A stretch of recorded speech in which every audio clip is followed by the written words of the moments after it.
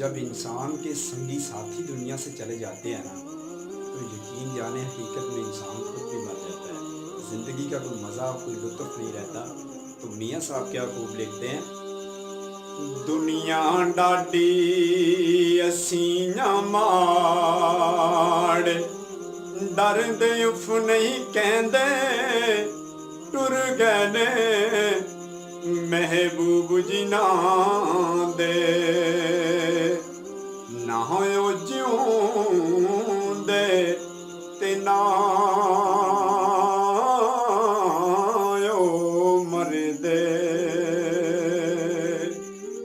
रात पवे ते बेदर्दां नूं नींद प्यारी आवे, दर्द मंदां नूं तांग बिछड़े सजण दी,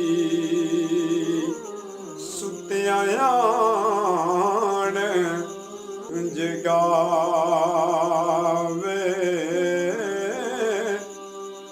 ते आशिक आशिक हर कोई बनदा, आशिक बनदा ही मर के, आशिक आशिक हर कोई बनदा, ते आशिक बनदा मर के। जहर प्याला पीन औखा, ते आशिक पींदा पर के।